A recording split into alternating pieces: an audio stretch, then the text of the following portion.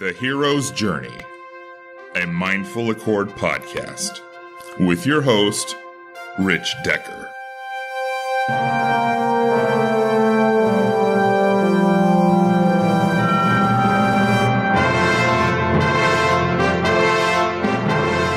Hello, and thank you for listening to the show.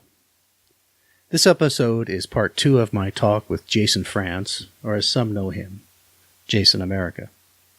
Jason was a baseball phenom who chose the Marines instead of a career in baseball. He's a fascinating person who is committed to helping people achieve maximum performance both mentally and physically. He started a company called Neuro Creamer, the world's first coffee creamer that improves mental clarity, boosts cognitive performance, and optimizes brain health. I'm calling this episode the Tao of Jason because we explore a little of Jason's philosophy, his philosophy on life, the mind-body connection, and the role of violence in the human experience.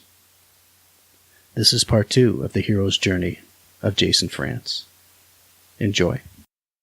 This is our second conversation in 2 weeks, which is great for me. A continuation. In continuation. I have one question I want to ask you. Well, it's just been on my mind.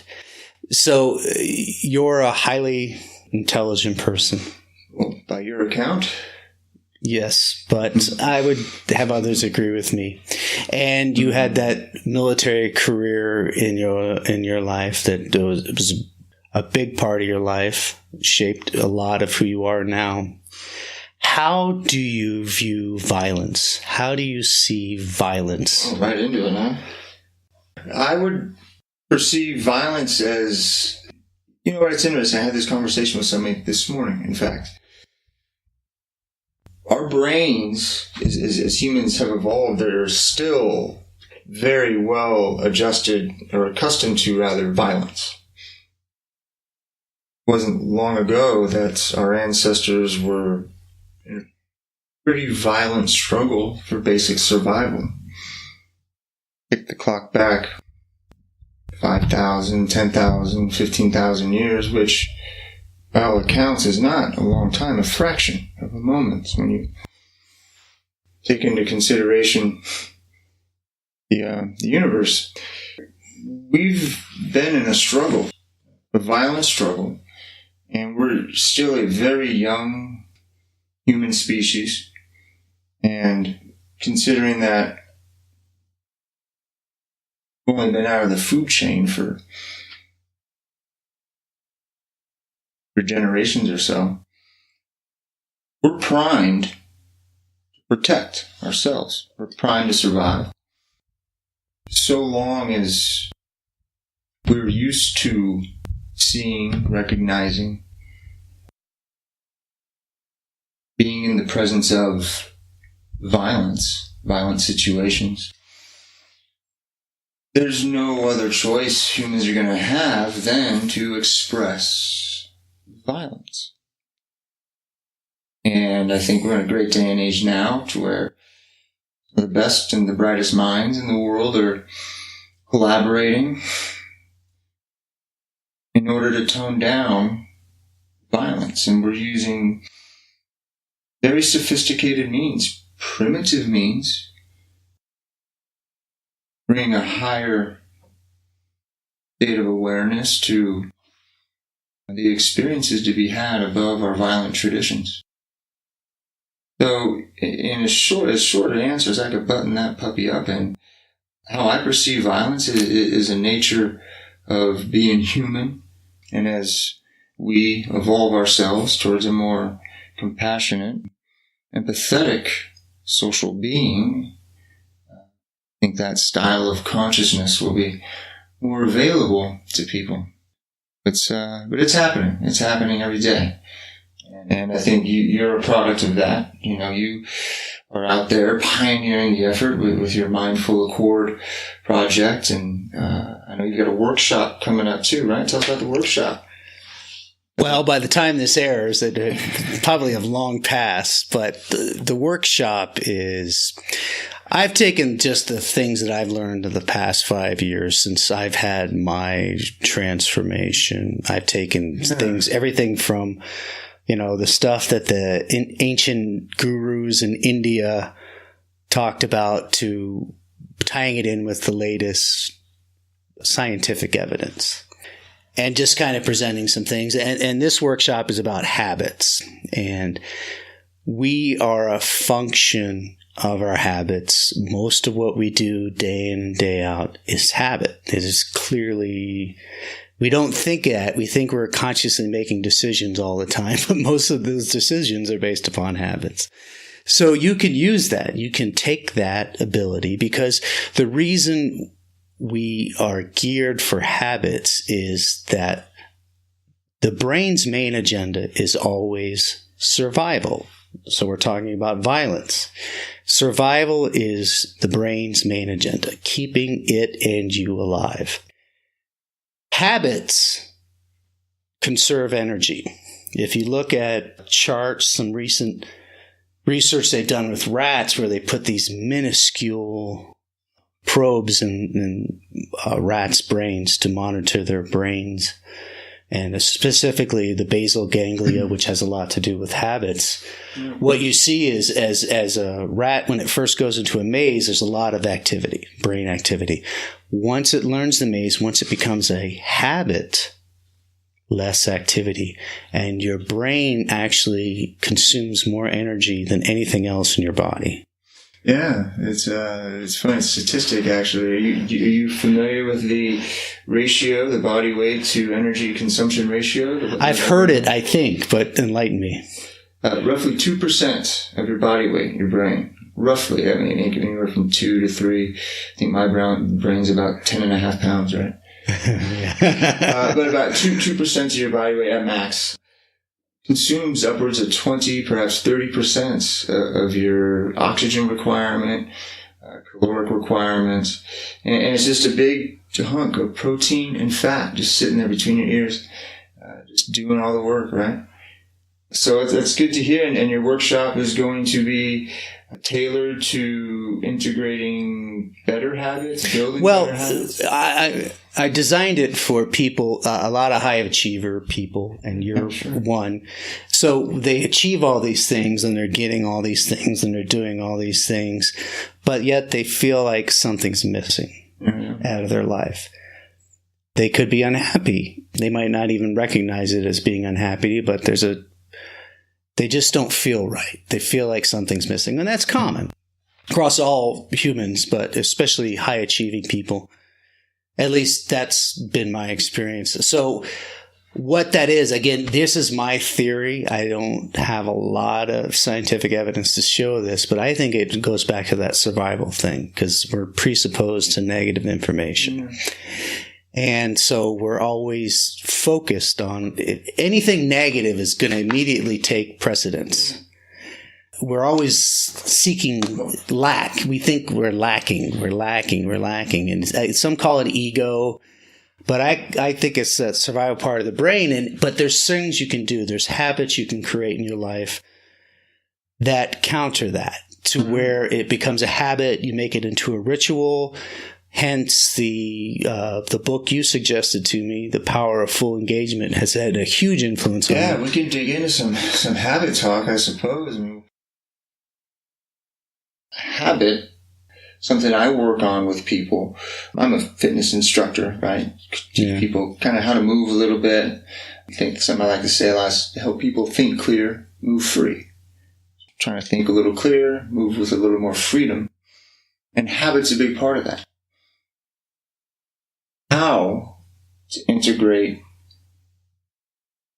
habits, which, as you mentioned, conserve energy, ritualize our lives a little bit. Ease. They can put us at ease. Good habits really put us at ease.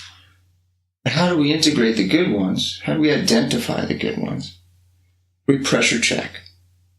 This action done repeated, is it going to serve me well? Right? Then and this is a tough one, how do we put these effective behaviors into our daily living? Keep them there. It's change. If you're in a room, you can change. By yourself, change is easy. Move your TV from here to there. You can change how you want to be. You can look in your mirror, be anybody you want.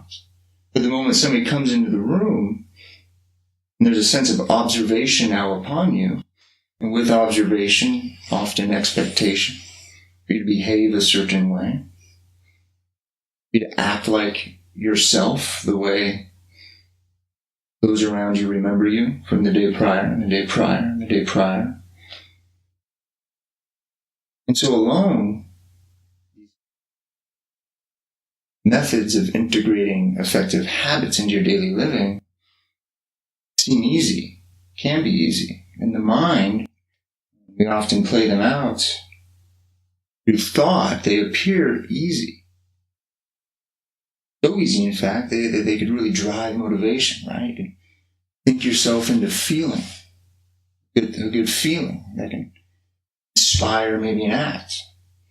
That act can lead to a new behavior. How do we sustain it? Again, how do you integrate the habit, or how do you turn the behavior into a daily habit without somebody reminding you of who you were the day before, right? Without somebody looking at you at some point saying, "Hey, Rich, what's wrong with you, buddy? I've noticed some change in your behavior." Talk about it. Right? To put you like there's something wrong with you. Integrating those habits into your daily living is a challenge, and how to do that is something I'm sure people will likely learn at your workshop, but it's something we could obviously discuss here. I mean, from your experience, first off, I want to mention one thing. In Pavlov's dogs, the classical conditioning, yeah. Here's something that I was never taught in school. I just learned this recently, but you talked about when you're in your room, but if somebody comes in, it changes. Well, it was a common thing in Pavlov's experiments that when people would come to visit him to watch the experiments, they wouldn't happen that way because the dogs would be focused on the new person in the room. And there's new stimulus. Yeah. Right? The game has changed. Yeah, and they were constantly bombarded with stimulus. Constantly. Yeah, the molecular arrangement of the environment has changed. The inputs are different. The outputs are going to be different. But yeah, I mean, to Pavlov's expectation, proved himself right, probably, to some degree. So yeah, it's that's the discussion to be had. How do we get these useful these trigger points for ourselves that ignite some form of action to create the wealth, health, and happiness that we're all but really bringing to the surface of daily life. From your experience, how long have you been doing personal training? Good question. I mean, I suppose I received my credentials about 2007, 2008, and I was still in the Marine Corps at that time. Lucky to go through the Athletes Performance Institute mentorship program and began training Marines, our Special Operation Marines, our Raiders, as they're called now, at how to train their bodies smarter, diving into recovery, nutrition, mindset, movement. We were always great at movement, or at least we thought, right? If it hurts, it's working, no pain, no gain. And so in the special operations community, no place else was that more represented, the overworking of the bodies. So in 2008, I began talking to the guys I worked with about what I had learned at this 2.5-week-long mentorship program at the Athletes Performance Institute. It just grew from there. Learning about what you could do with the body and measurable and repeatable actions you could take to see how you're progressing. Putting those to work early became addictive, really became addictive. And from there I became the guy to talk to at the battalion about fitness, nutrition. Eventually we got deep into the mindset game as our operational sets and our operational tempo, meaning the missions that we were involved with and the frequency at which we exercised those missions were really up there. It was important to our command. It was important to the Department of Defense. It was important to the citizens of America that those of us out there at the tip of the spear were not just capable in physical body,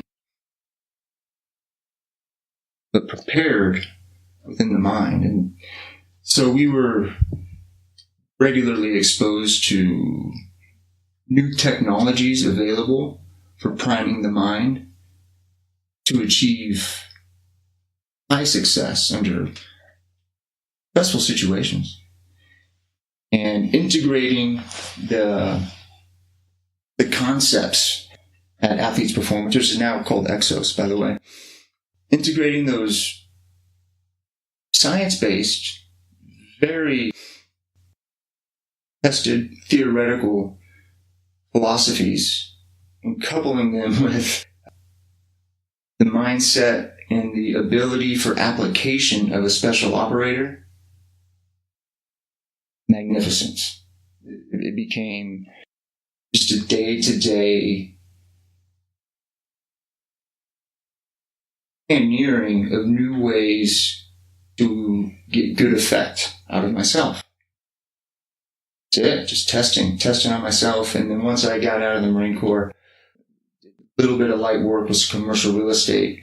Still talking to a lot of my friends. A lot of the conversations I'd have were geared around fitness, nutrition, movement, mindset, which had me quickly disengage from the commercial real estate, the business real estate life, and take it on full-time fitness, human performance, 2013.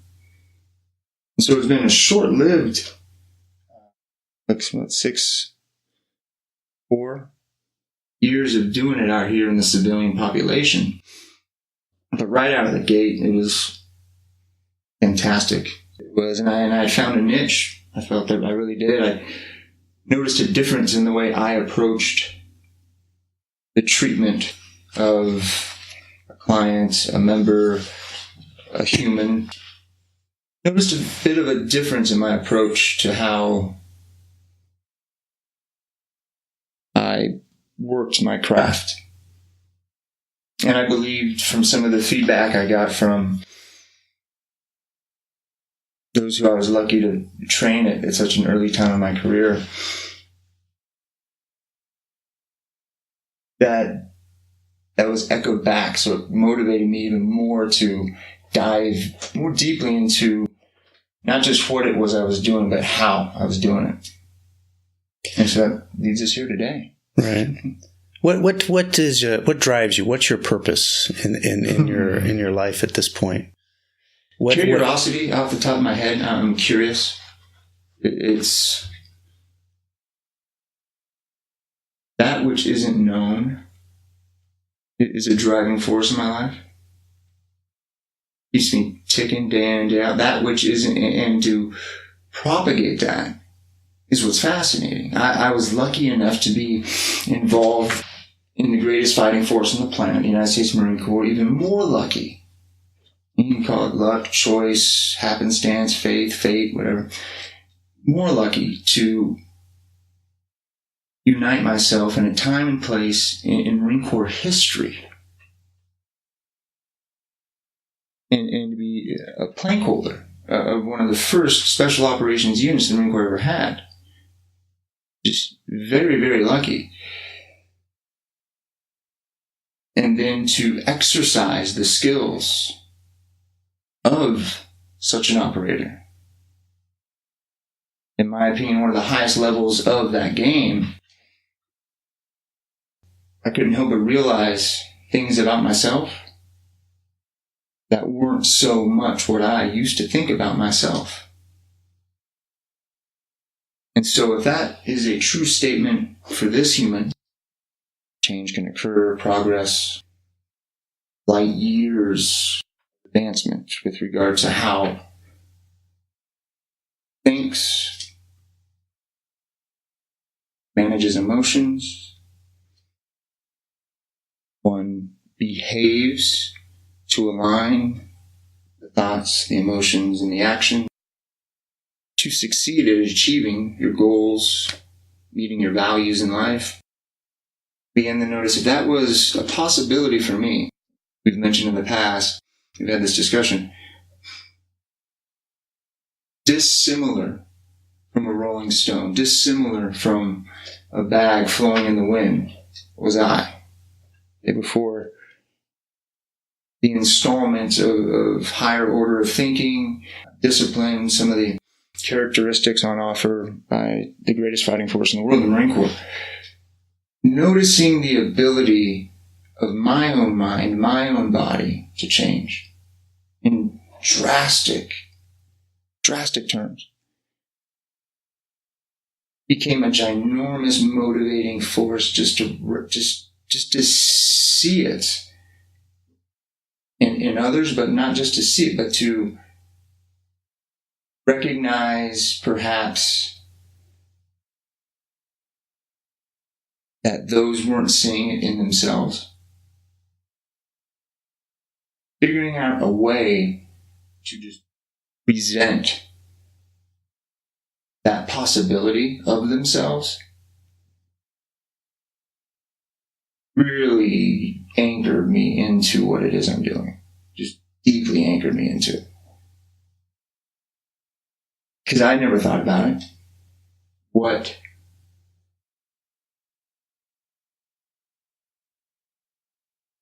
To what level, to what degree could I be a human? Right? What fantastic thoughts could I think and make sense of?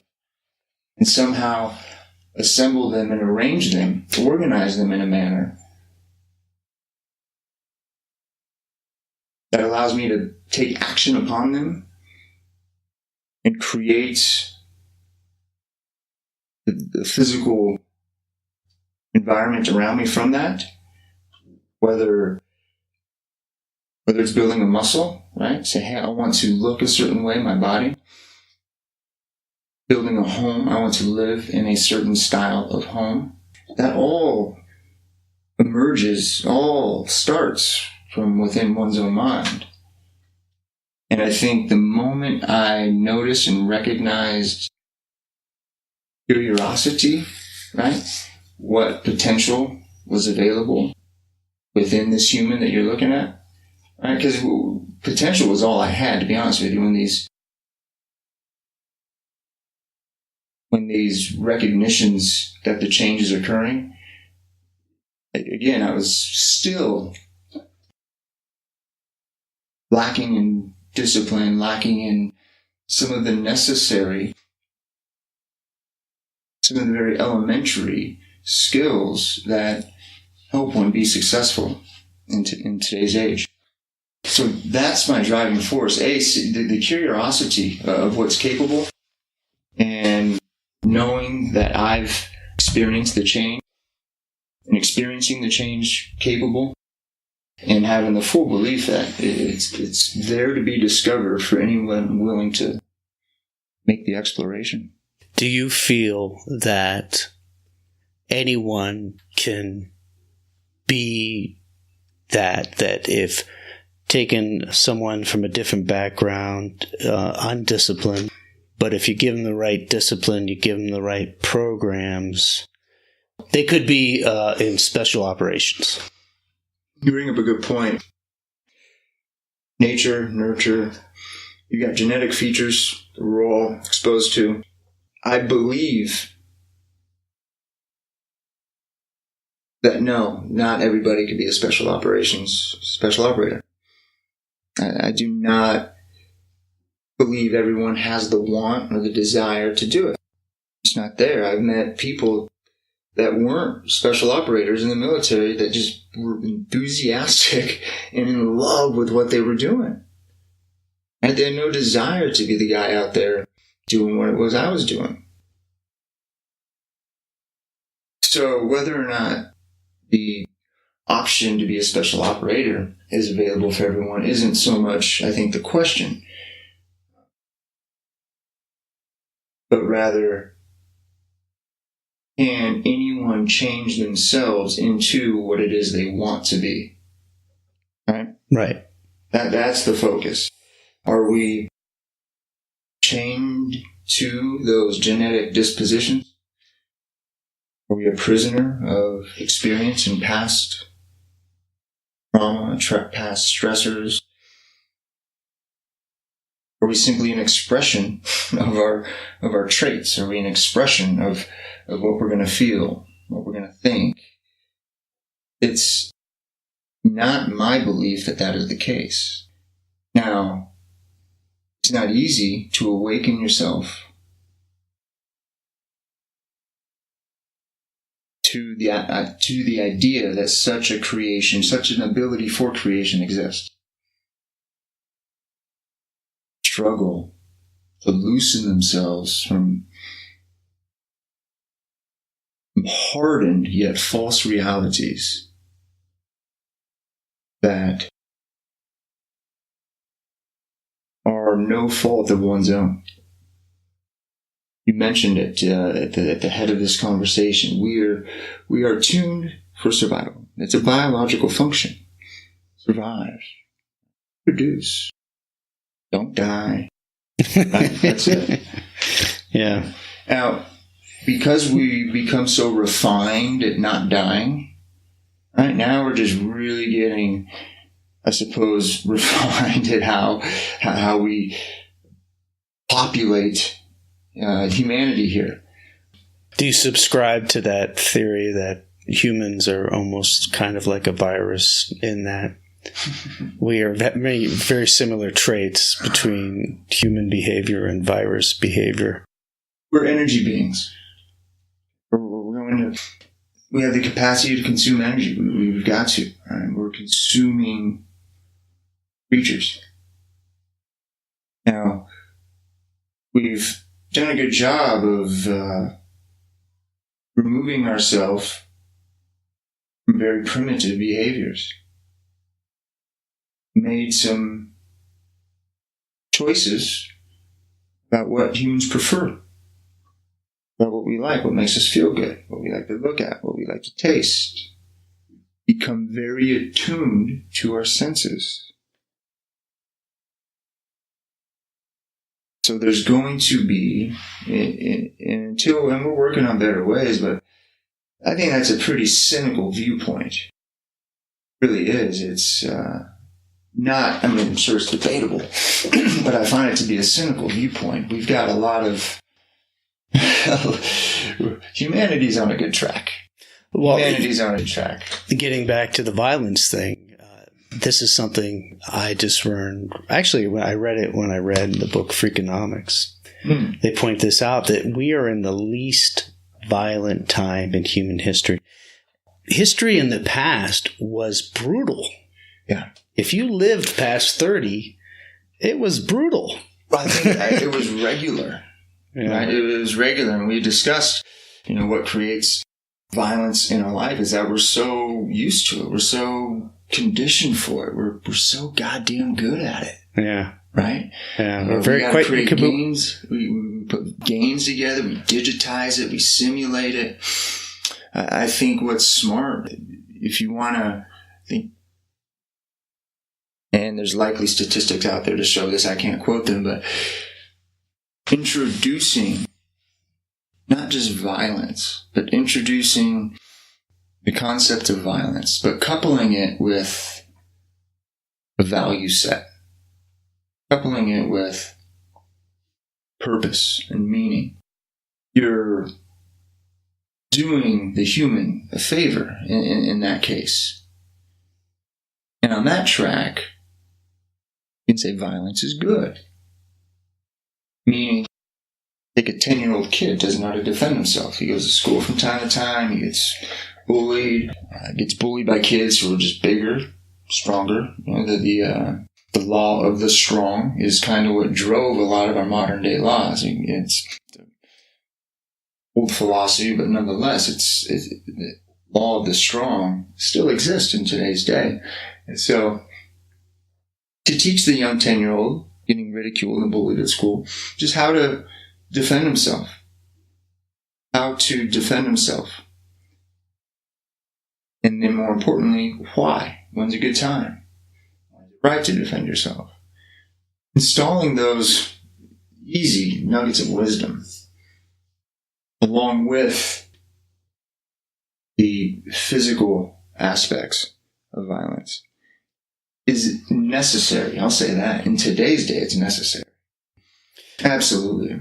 There was an interesting book. I read it a while ago, and I loaned it to someone, and of course I never got it back. My fault.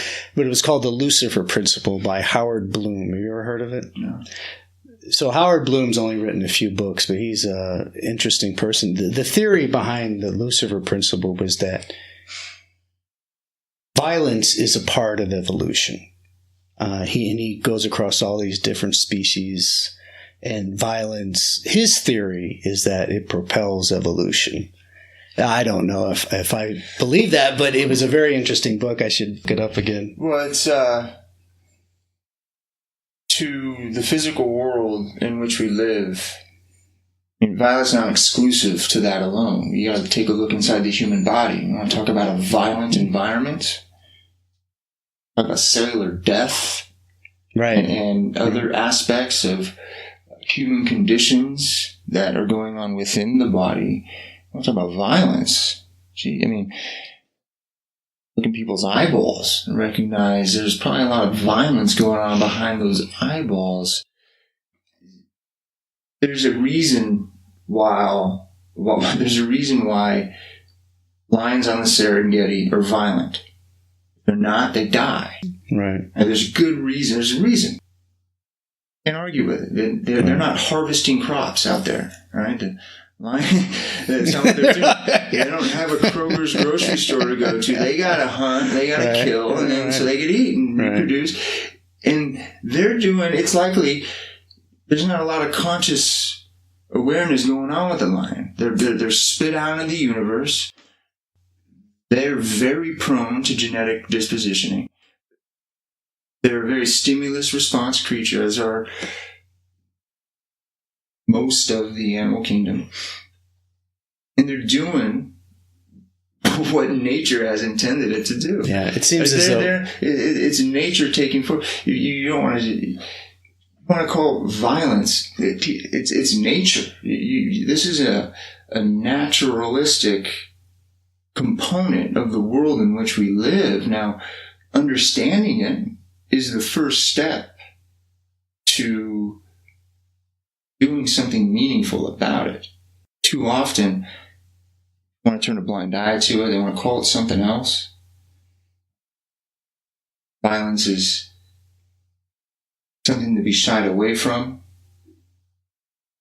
As I mentioned before, quite the contrary. In today's day and age, you need many,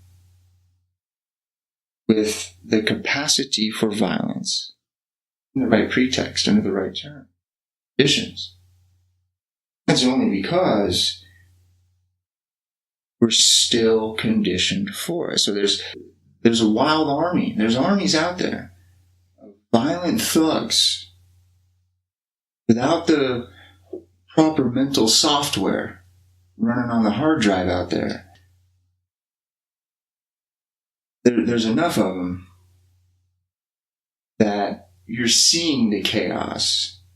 And there's not as much chaos as some of the media would like you to believe, but it's out there.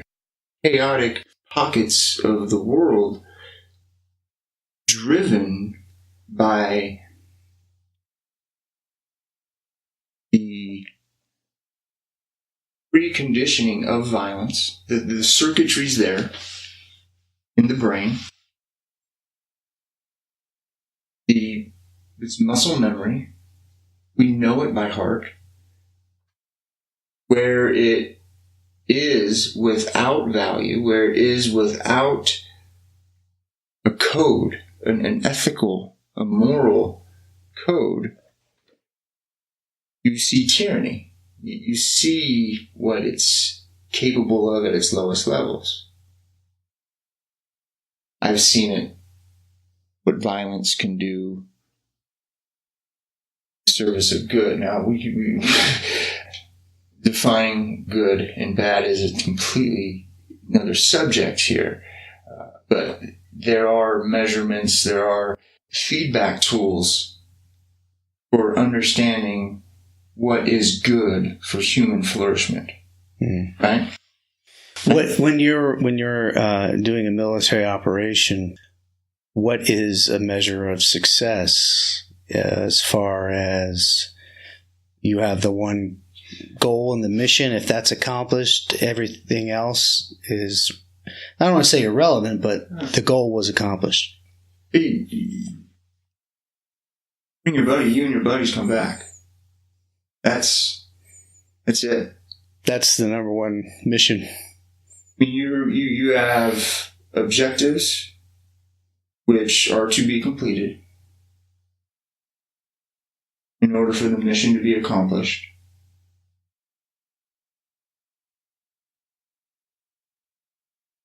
I'd see few successful gun battles.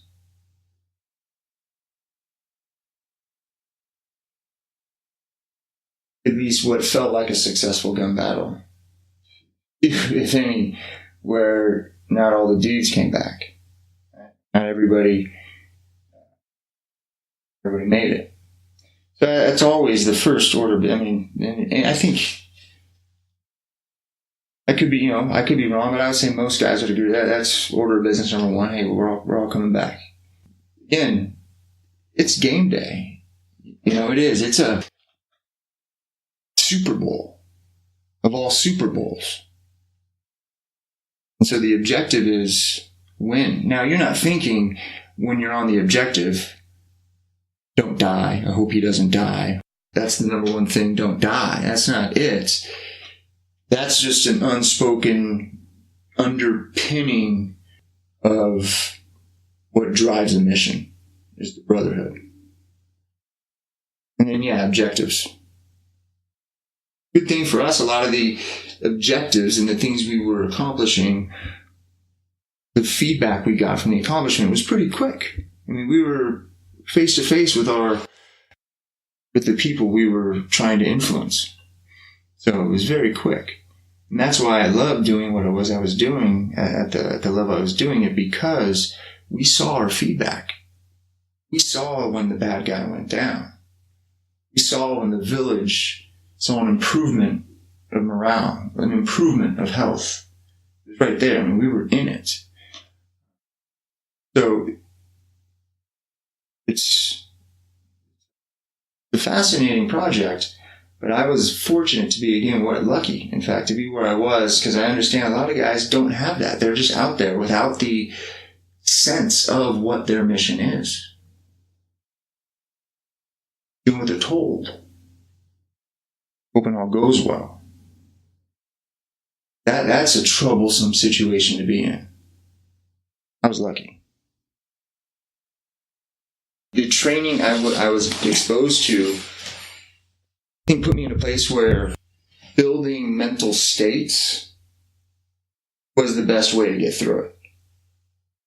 From learning from an interesting father who is very much interested in his own mind, and he was a real estate agent who was a product of the positive thinking era.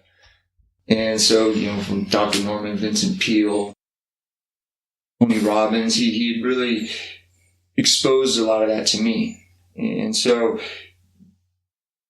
having an understanding of mind and what thoughts are capable of in the mind was an early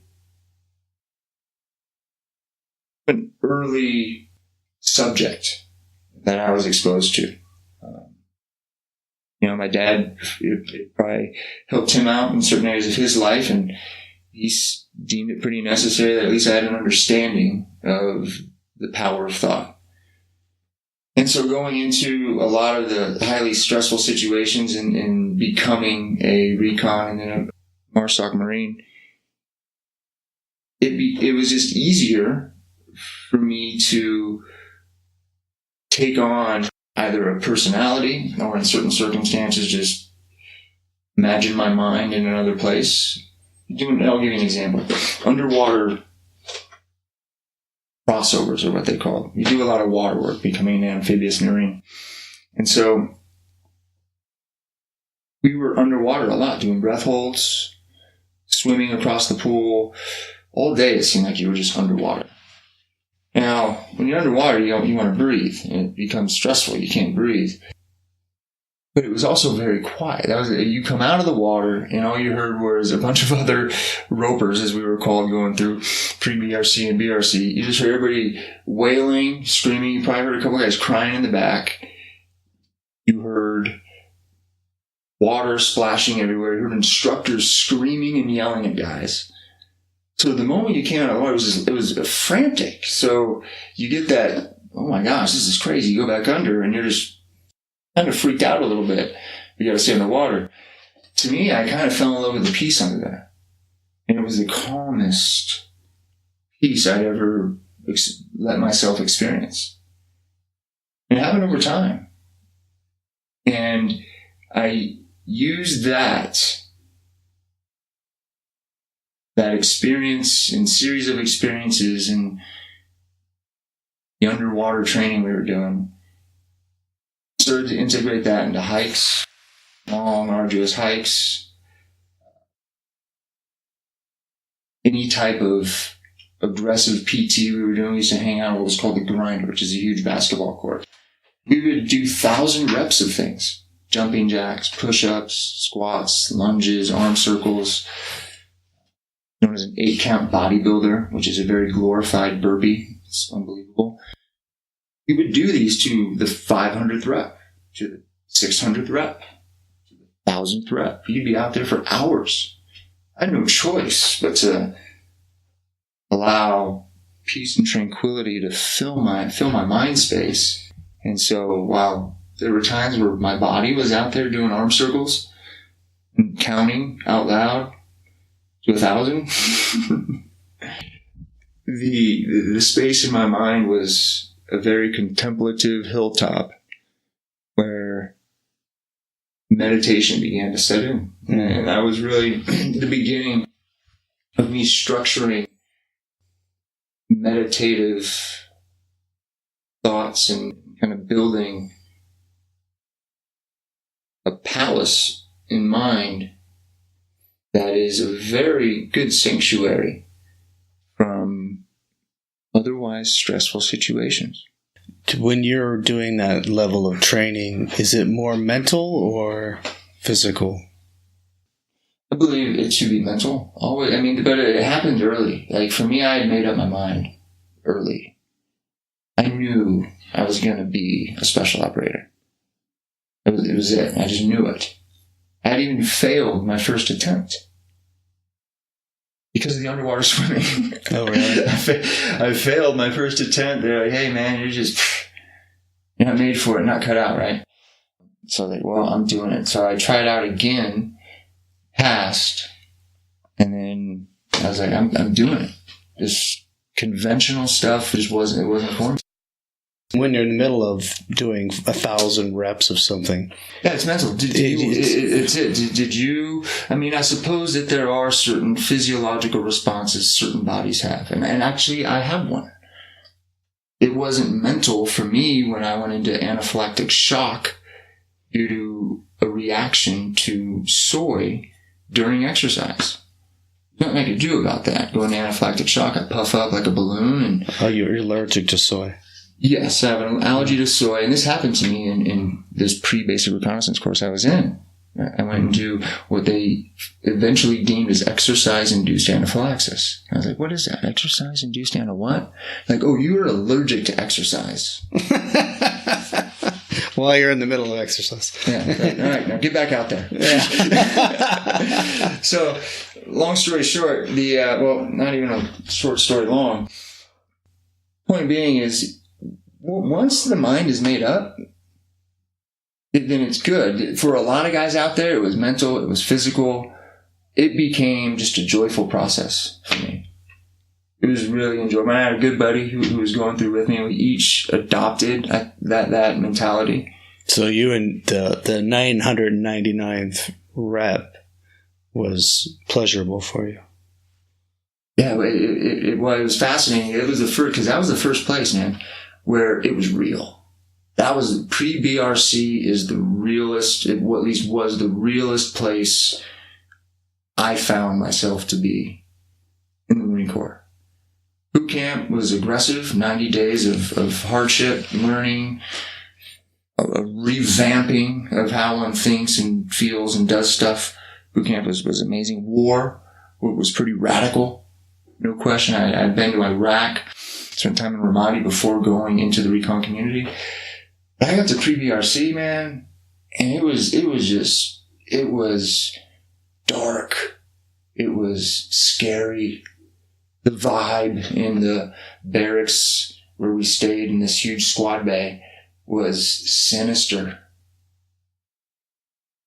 And I loved it. For the first time, I was like, this is the place. There was a whole other section ported off for the guys who didn't want to be there so bad that they were willing to take their own lives. They were under observation.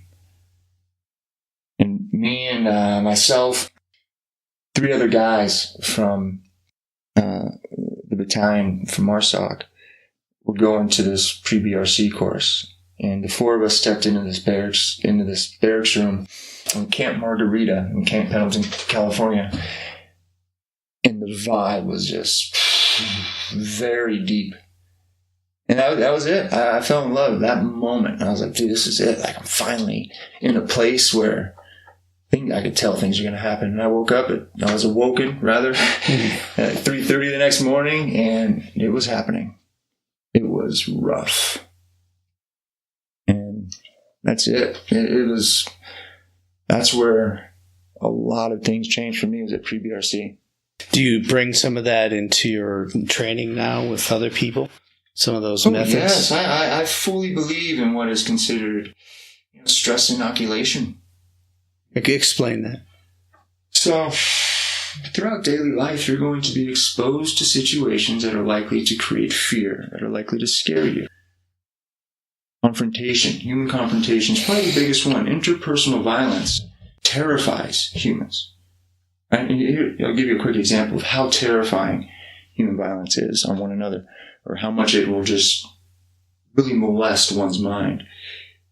A gal can be in a vehicular accident, lose her family in this vehicular accident, and recover sooner than if she was violated human on human issues. A completely rearrangement of psychology trumps, in this case, a rearrangement of the physical existence of one's own family. You mean she heals here quicker in the car accident than she would if she was raped? Exactly. Or any type of oncoming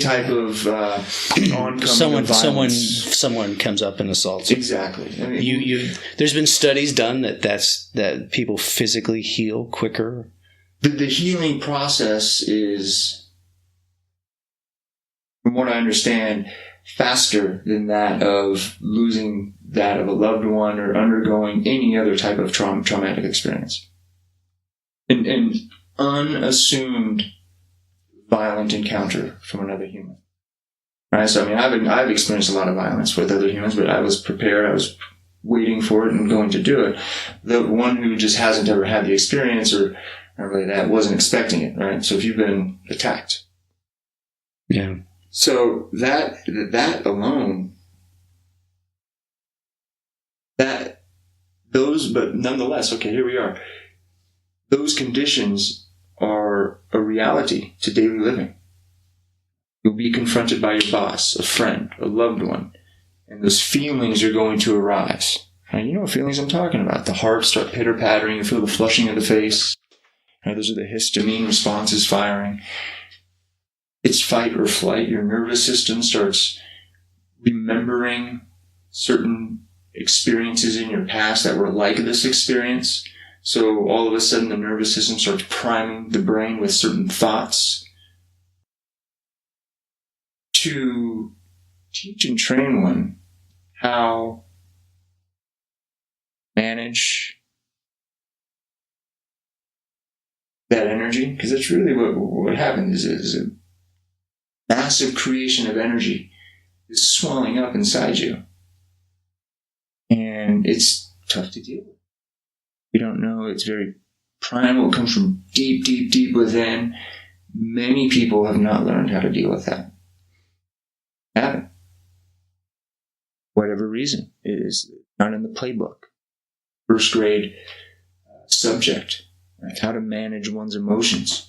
Well, we're dealing with an old system, so when we were out and a lion would come out and attack us or want to eat us, we had immediate reaction. Well, that lion is now your boss. You got the same reaction, but you can't run away. I guess you could. But. Yeah, so with stress inoculation, the concept is to input the appropriate amount of stress, which allows for a mindful response to the stress. Now, the stress is above the normal range of stress. And when administered in a dose that can allow for equitable recovery, you notice nervous system patterns changing. And that's the concept of stress inoculation, inoculating one from becoming hyper stressed out from conditions that would otherwise create the stressful response. You could do that in a number of ways, whether or not it's physical stress, mental stress, emotional stress, spiritual, really violate people. And that's why the human on human violent, an unassumed act upon someone is so harmful. It's harmful to the spirit, right? We enmesh with each other all day. We've got to exchange for goods, services. We've got to communicate. I need you to see me so I at least know I exist. I mean, once we lose faith in that, which can occur with a strong, violent act upon someone, it's troubling, very troubling. I'm inoculated. Fully inoculated. That's a good place to be. Very good place to be. Right? I've been inoculated to the point that, yes, one aiming their rifle at me with the intentions of ending me creates a response in me that allows me to maintain a wherewithal to respond in a way that creates an outcome desirable on my end. How do you translate that into civilian life? So you dial it down. Dial it down. Well, how do you learn to do that? I would imagine that's something they don't teach you, do they? No. Well, there's certain practices. I had undergone some training, you can call it for lack of a better term, in meditative practices in the military, but it wasn't really a feature that was highlighted very often. I just took it on. I wasn't even too interested in it at the time. But I tried it out for 2 weeks with a psychologist at our unit, an in-house physical training, resiliency system. And so she was there to help with all that. And at the time, I didn't use it as effectively as I do now. So to answer your question, how do we apply this to daily living? The best first step, I believe, is creating in your mind a version of yourself worth taking action towards. Putting in your mind an ideal, whether or not most people, I would imagine, because we're physical beings, you start with the physical space. What is it that I'd like to appear like, look like? What are the feelings? What are the thoughts that I would think in this highest quality version of myself? What feelings would I feel? Would I feel lack, like you had mentioned earlier? Most people, well, maybe many, have a sense of lack, right? And that's a pretty well used psychological term that people have a sense of lack in their daily living, right? And that draws on our energy. The features and characteristics that run the palette of how you physically be in space, how you would mentally think your thoughts, how you would emotionally feel feelings. Once that image is available, that's what it is you meditate upon. So using meditation for daily life, create a version of yourself worth taking action towards. That's an excellent way of putting it. And anybody could do that. But we touched upon this earlier because we're talking about now, okay, I've done that. Okay, let's say I've sat there. You start with 2 minutes, right? Maybe play a soft song or maybe sit in a silent room, but you find a comfortable space. Start building thoughts, one after the other, coloring your mind, if you will, with this version of yourself. Most of the time, it's easiest to start with a physical representation, what it does that look like. And that's motivating enough to take action towards eating a little bit better, more healthy, maybe moving your body a little bit more, perhaps sitting a little bit less throughout your day, right?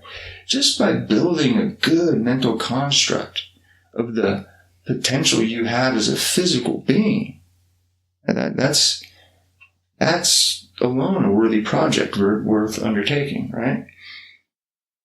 So then build more onto it. Okay, I've got myself there, and I'm taking 2 to 5 minutes a day, maybe. Be the first thing you do in the morning, the last thing you do before you go to bed. But you can't just do it once. This is the hard part, the habitual aspect of it, because some people wake up in the morning next to somebody.